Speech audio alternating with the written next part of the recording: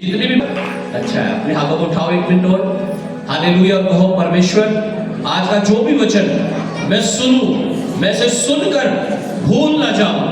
प्रभु यीशु मसीह मैं सोग ना फैला सकूं, कोई अंधकार की शक्तियां इन वचनों को चुराने ना पाए, यीशु मसीह के नाम से आमीन। हालेलुया। आज का जो टॉपिक है उसमें जाने से पहले मेरा एक सवाल है आप लोगों से। आज सबसे बड़ी समस्या इंसान के लिए क्या है? चाहे वो विश्वासी है अविश्वासी है, उनके लिए सबसे मेजर प्रॉब्लम क्या है आज? कौन बताएगा? जल्दी से बताएं, टाइम ना गवाएं। हाँ जी, क्या है सबसे बड़ी प्रॉब्लम? बोल नहीं रहे। किसी ने बोला है जैसे क्या है? पैसा। हालेलुया। क्या है? पैसा। आपको चर्च में आना है तो पैसा चाहिए, है ना? किसी एक दो के पास ही इलेक्ट्रिक स्कूटी है, उनका कुछ भी खर्च नहीं होता चर्च में आने के लिए। हालेलुया। मेरी बात करूं तो मुझे 1000 रुपए का तो तेल डालना पड़ता है, मुझे पहले बिहारीगढ़ जाना, वहां से आना। Hallelujah, hallelujah.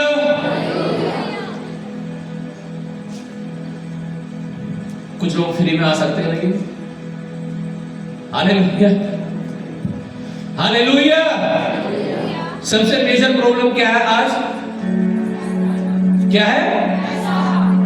पैसा। और अगर पैसा भी है किसी के पास, दूसरी क्या होगी? बीमारी। चलो बीमारी भी नहीं है तो नशा होगा, नशा भी नहीं है तो पाप होगा। हालेलुया। ये बड़ी समस्याएं हैं जो आज के समय की है। हालेलुया। और परमेश्वर की आत्मा ने मुझसे बात की और कहा वो लोगों को आज जो अभिषेक आएगा उसके वचन के द्वारा, जो उपस्थिति आएगी परमेश्वर की, कह रहा उस अभिषेक में आज हर कर्ज, हर व्यभिचार, हर प्रकार के पाप आपके जीवन से निकलने जा रहे हैं और आप आजाद होने जा रहे हैं यीशु के नाम से। आज दुनिया में अधिकांश लोगों की मेजर प्रॉब्लम, बड़ी समस्या है, वो क्या है? पैसा, कर्जा। अगर मैं पूछना शुरू कर दूं उधर से लाइन लगा के, सबके कर्जे होंगे। किसी का समूह चल रहा होगा, किसी की गाड़ी की किस्त जाती होगी, किसी के घर की किस्त जाती होगी, किसी का कुछ ना कुछ कर्जा। हालेलुया। अधिकांश लोगों की मेजर प्रॉब्लम है कर्जा, बड़ी समस्या है। या तो कर्जे हैं, या पाप है, या बीमारी है, जिसके कारण लोगों को शैतान प्रार्थना, उपवास, वचन, संगति और दशवांश और सेवा से दूर कर देता है। अगर आज की तारीख में कोई इंसान परमेश्वर से दूर है, चर्च में नहीं आ रहा है, हालेलुया, प्रार्थना नहीं कर पा रहा, उपवास नहीं कर पा रहा, उसका कारण है क्या? कारण है उसका क्या? कारण है कर्जा, पाप। Hallelujah, hallelujah. क्यों? क्योंकि जब वो प्रार्थना करने के बारे में सोचता है ना कि मैं प्रार्थना कर लूं, बाइबल पढ़ लूं, तो एकदम से क्या हो जाता है?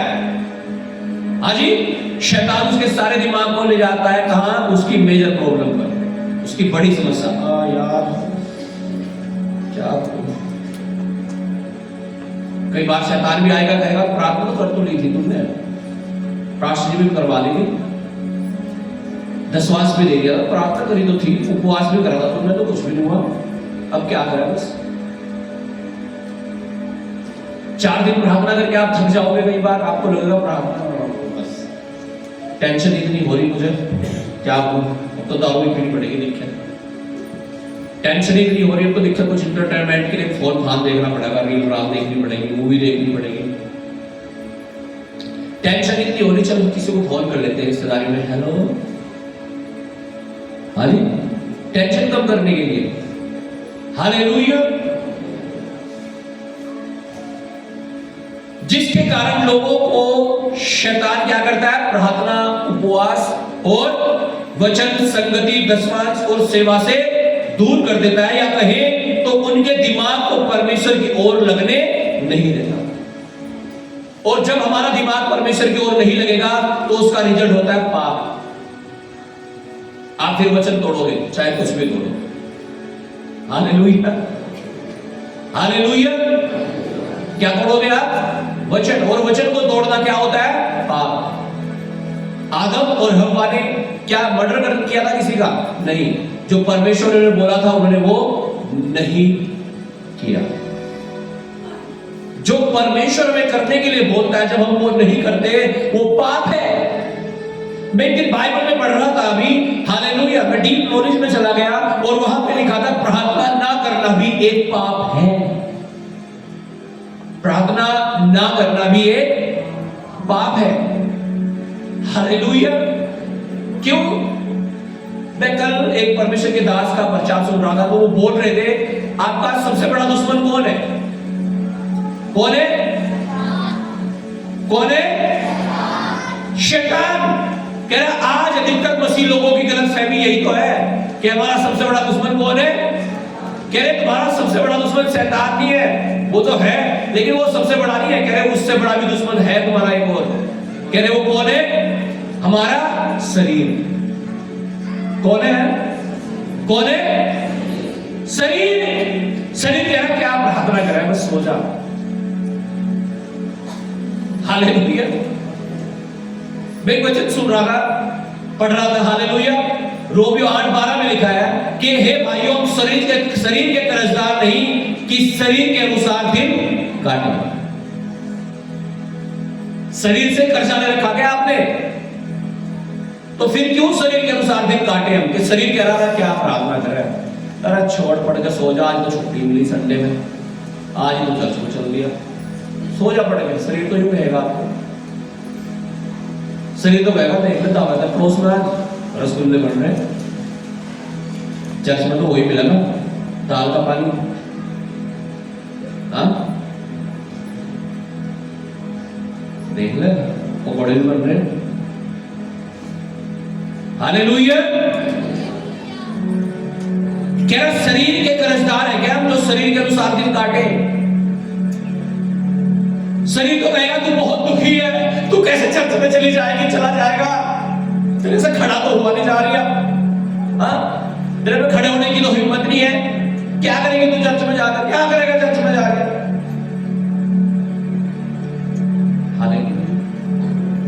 हालेलुया।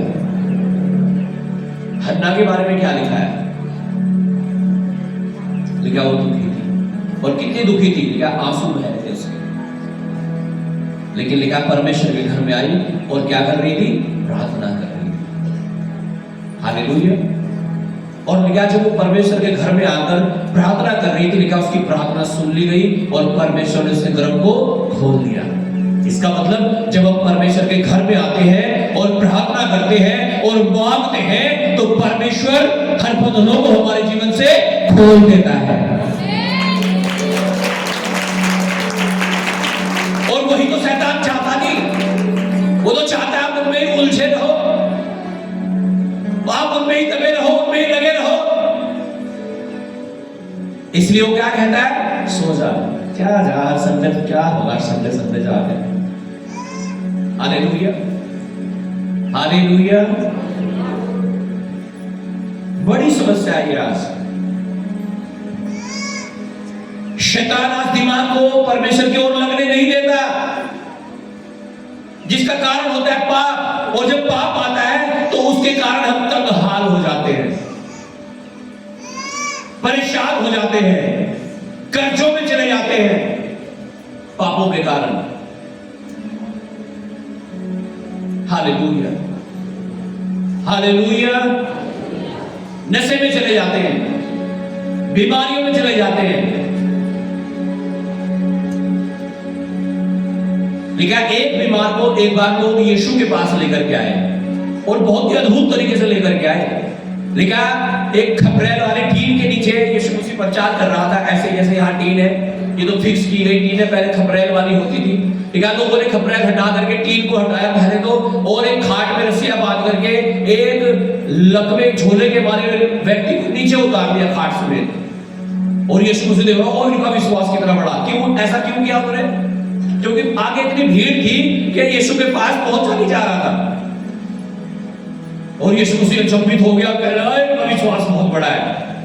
और यीशु ने उस व्यक्ति से कहा, जा तेरे पाप क्षमा हुए, अपनी खाट उठा और चल फिर और मजा ले। हालेलुया। क्या हुए? तेरे पाप, क्या कहा यीशु ने? तेरे पाप, यानी जो बीमारी उसके अंदर थी वो क्यों आई थी? क्यों आई थी? पाप के कारण। मैं कह रहा हूं कई बार बीमार है, कारण पाप है। कई बार कर्जों में है, उसका कारण पाप है। हम पढ़ेंगे वचन से, नीति वचन 6 अध्याय उसका 26 वचन।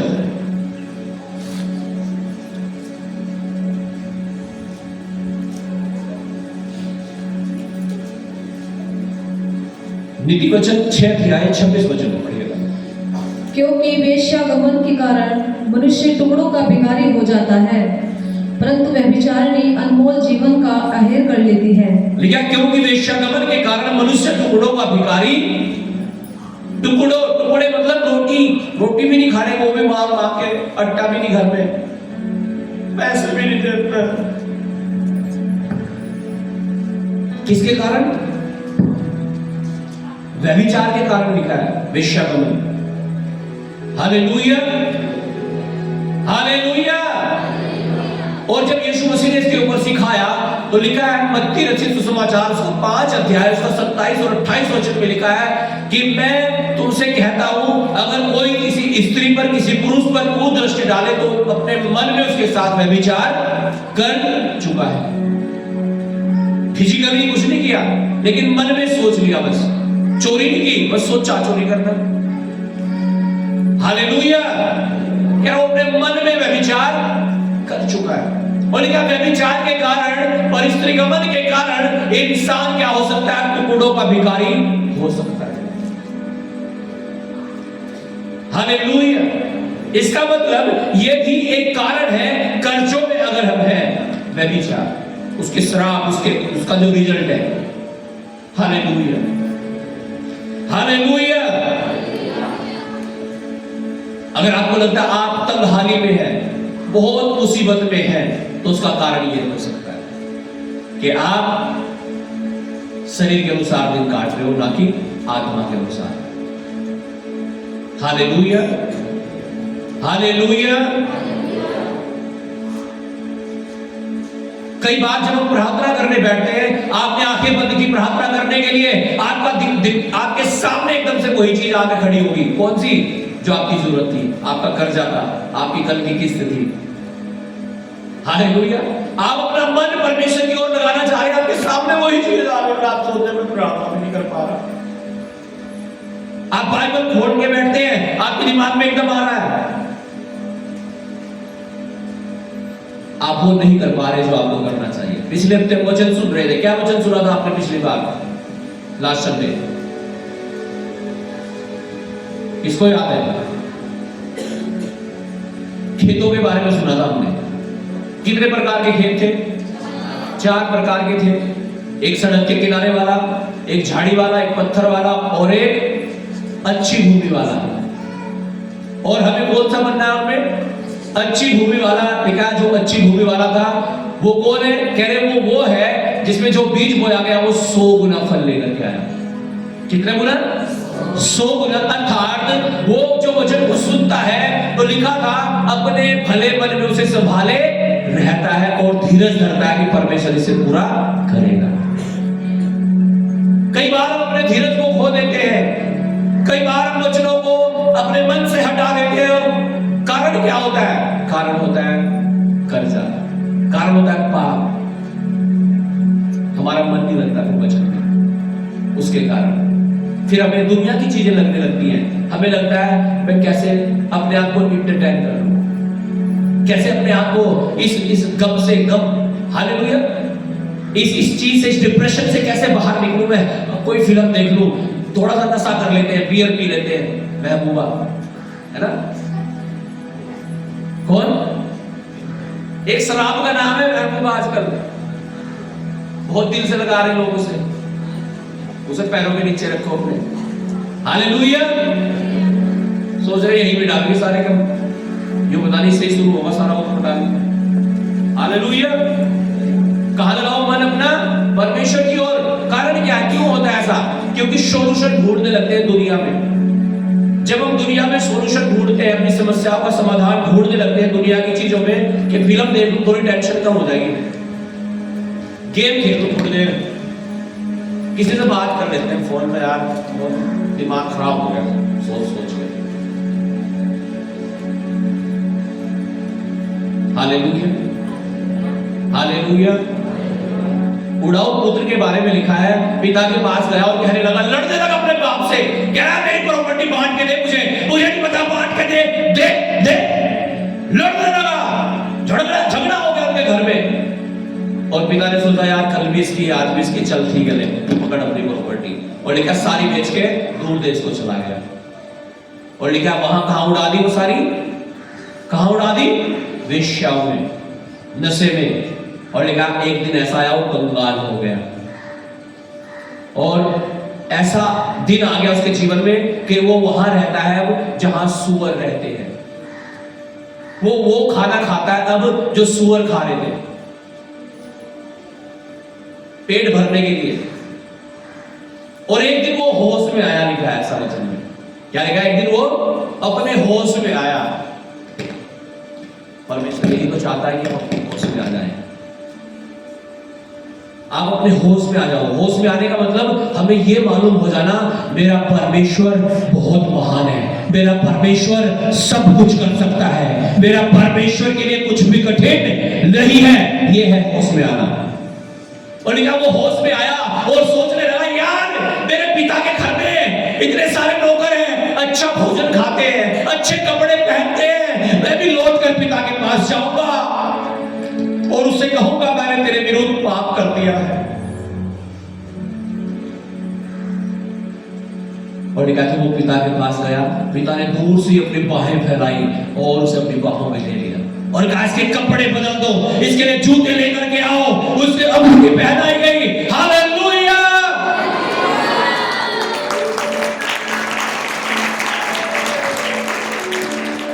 कब हालात बदले उसके? कब बदले हालात? कब बदले? हालेलुया। किसकी ओर मन लगाया उसने? परमेश्वर की ओर। हम दुनिया की ओर मन लगा रहे हैं यार, थोड़ी से टेम्परेरी सॉल्यूशन ढूंढ रहे हैं। Temporary solution. टेम्परेरी का मतलब कुछ समय के लिए। जब तक आप फिल्म देख रहे हो ना, तब तक बस दुख दूर है आपके। जब तक नशा है ना, तब तक आपको कुछ नहीं महसूस हो रहा। जब तक बात कर चली ना, मम्मी ठीक है, जब तक आपको सही लग रहा सब कुछ, कटने के बाद फिर वही टेंशन है ना।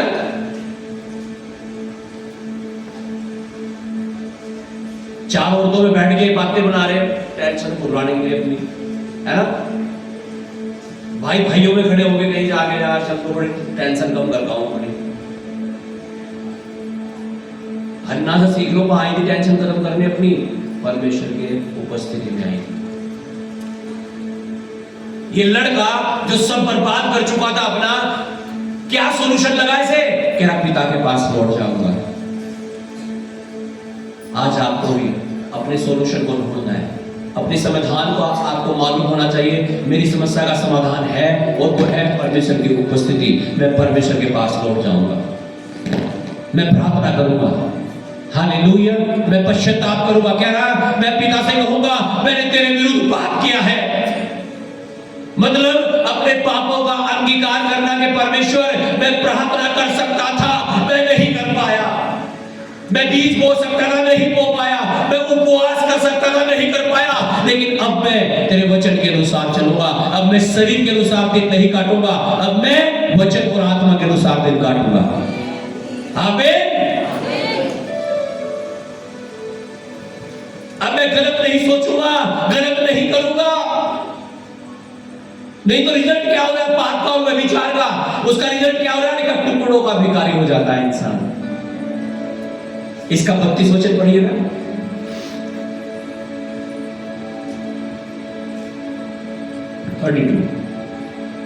परंतु जो परिस्त्री गमन करता है वह निर्बुद्ध है, जो अपने प्राणों को नष्ट करना चाहता है वही ऐसा करता है। इसके कारण लिखा मौत भी आ जाती है।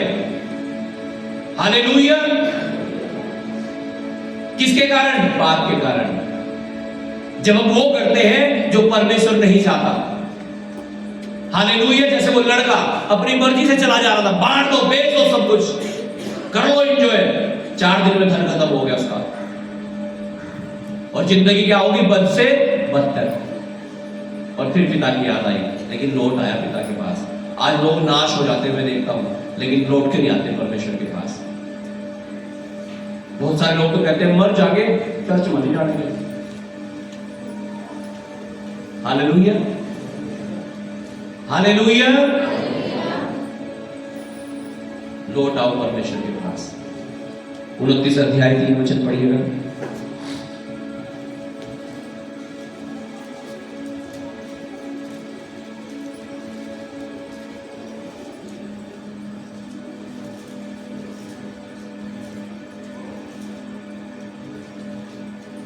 जो पुरुष बुद्धि से प्रीति रखता है वह पिता को आनंदित करता है, परंतु वेश्याओं की संगति करने वाला धन को उड़ा देता है। उड़ाऊ पुत्र ने यही तो किया था, पिता को आनंदित करने की बजाय अपना धन सारा उड़ा दिया। लेकिन एक समय आया उसके जीवन में जब वो लौट कर आया परमेश्वर के पास, अपने पिता के पास। आज आपके पास भी ये समय है कि आप लौट आओ प्रभु के पास।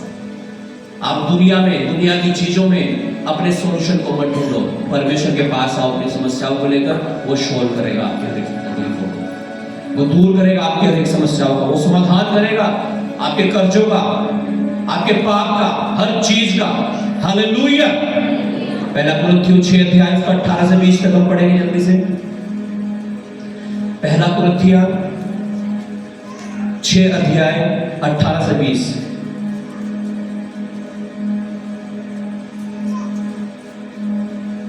जी। व्यभिचार से बचे रहो। व्यभिचार से बचे रहो। जितने अन्य पाप मनुष्य करता है, जितने अन्य पाप मनुष्य करता है वे देह के बाहर हैं। वो देह के बाहर है। मान लीजिए आप चोरी कर रहे हैं, शरीर के अंदर तो नहीं आ रही ना वो चोरी। हाँ, आपने कहीं से 100 रुपए चुराए तो बाहर ही है, शरीर के अंदर तो नहीं कर रहे हो। कह रहा और पाप तो बाहर है। परंतु व्यभिचार करने वाला अपनी ही देह के विरुद्ध पाप करता है। लेकिन लिखा व्यभिचार करने वाला अपनी ही देह के विरुद्ध पाप करता है।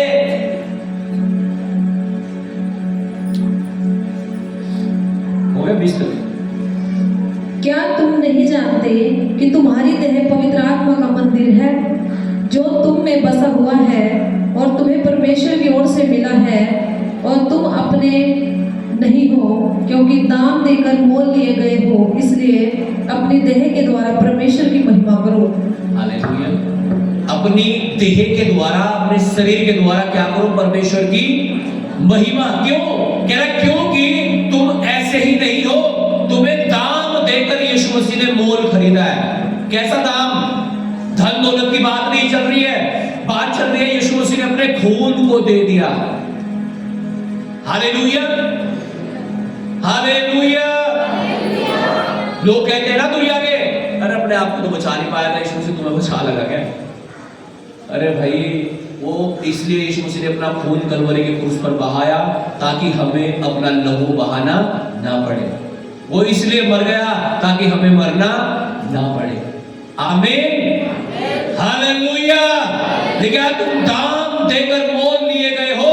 अपनी देह को, अपने शरीर को समझो कि ये परमेश्वर का मंदिर है और परमेश्वर का आत्मा इसमें वास करता है। और जब आप ये समझ जाओगे, आप पाप से दूर रहोगे फिर। और जब आप पाप से दूर रहोगे, आपके काम सफल होते चले जाएंगे। आप जो प्रार्थना करोगे और बोलोगे, वो होना शुरू हो जाएगा। हन्ना के समान जो बोल रही थी, मांग रही थी, वो हो गया था। आमीन। पढ़िएगा 7:9। परंतु यदि वे संयम न कर सके तो विवाह करें, क्योंकि विवाह करना कामातुर रहने से भला है। लिखा है जवानों के बारे में, अविवाहितों के बारे में, कि अगर वो संयम ना कर सके तो विवाह करें। हालेलुया। कई बार लोग विवाह नहीं करते ना, करवा लेंगे, शादी की उम्र हो रही फिर भी नहीं करवा रहे, फिर करा लेंगे, हो जाएगा। बाइबल में लिखा है कामातुर रहने से भला है कि आप क्या कर ले, विवाह कर ले। कामातुर रहने का मतलब कि आपके दिमाग में हर समय व्यभिचार घुसा हुआ है, आपके दिमाग में गंदे विचार आ रहे हैं, ये लड़का, वो लड़की, ये औरत, वो आदमी। हालेलुया। बाइबल में लिखा है इससे बेहतर है कि तुम शादी कर लो, कम से कम ये गंदगी तो निकलेगी तुम्हारे अंदर से। यीशु मसीह चिंता करता है हमारे, हालेलुया, इनर मैन के बारे में। किसके बारे में? हमारे अंदर आत्मा के बारे में। हालेलुया। मत्ती 23 अध्याय उसका 25 से 28 तक पढ़िएगा।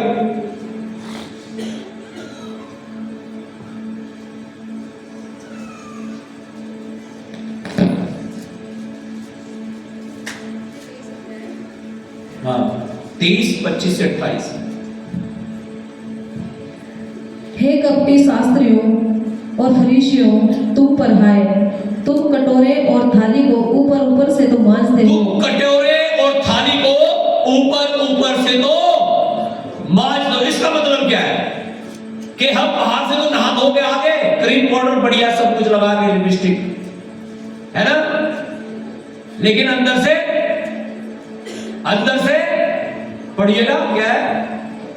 परंतु वे भीतर अंधेर और असंयम से भरे हुए हैं। भीतर अंधेरे से और असंयम से भरे हुए हैं। असंयम का मतलब अपने ऊपर कोई नियंत्रण नहीं, आप कुछ भी कर सकते हो। दारू मिल गई, दारू पी लोगे, गाड़ी गिरने का मौका मिला तो गाड़ी भी ले लोगे, मार पिटाई का मिल गया हाथ भी साफ कर लोगे बढ़िया करके, हाँ, व्यभिचार का मिल गया मजे ले लोगे वहां, है ना। असंयम से भरे हो, अंधेर से भरे हुए हो। असंयम, संयम का मतलब क्या होता है? Self control. और असंयम का मतलब अपने ऊपर नियंत्रण ना होना, कुछ भी कर देना हालात परिस्थितियों के अनुसार। कि अगर लड़ाई हो रही तो लट बजा दिया खा के, दारू बढ़ रही पी ली लेके। हालेलुया।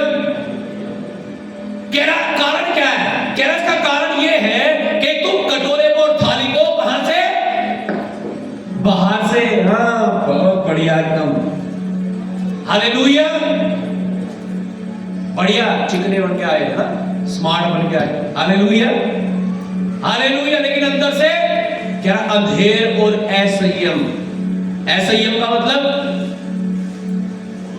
कि हमारे ऊपर कोई नियंत्रण नहीं, हमारा, हम कुछ भी कर सकते हैं। Hallelujah, hallelujah. लिखा है इससे बेहतर है आप विवाह कर लो। और अगर विवाह के बाद भी ये समस्या आ रही है तो आपको पश्चाताप करना है और अपनी पत्नी अपने पति के साथ वफादार और ईमानदार रहना है, ताकि कर्जों से मुक्ति मिल सके, बीमारियों से शंकाई मिल सके और आपकी बिगड़ी हुई चीजें ठीक हो जाए। नहीं तो सूरों में रह रहा था बेचारा, खाने को भी वही खाना था जो सूर खा रहे थे, ऐसा लिखा है। लेकिन जब पश्चाताप किया तो पिता के पास लौटने के लिए उसने मन बना लिया। उसकी लाइफ चेंज थी यीशु मसीह के नाम से, उसकी परिस्थितियां चेंज हो चुकी थी। हालेलुया। या तो वो खाना खा रहा था जो सुअर खा रहे थे, अब या तो वो अपने मुंह से बोलता है, कह रहा खाना लाओ, खाना आ गया, नौकर ला रहे थे खाना उसके घर, जूते लाओ, जूते आ रहे थे उसके लिए। जो बोल रहा था ना वो हो रहा है। कब? जब पिता के पास लौट आया। अगर आप चाहते हो आपके जीवन में वही होना शुरू हो जाए जो आप बोलते हो, आपको पिता के पास, परमेश्वर के पास लौट कर आने की जरूरत है। पाप को छोड़कर, गलत चीजों को छोड़कर आपको अपने अपने अपने अंदर, इनर को, आत्मा को आपको क्लीन करने की जरूरत है। यीशु के लहू में धोने की जरूरत है। हमें पवित्र होने की जरूरत है, कोई कपट ना हो। लिखा है ना, हे कपटी, क्या लिखा है? हे कपटी फरीसियों और शास्त्रियों। कपटी, कपट होना मन में। Hallelujah, hallelujah.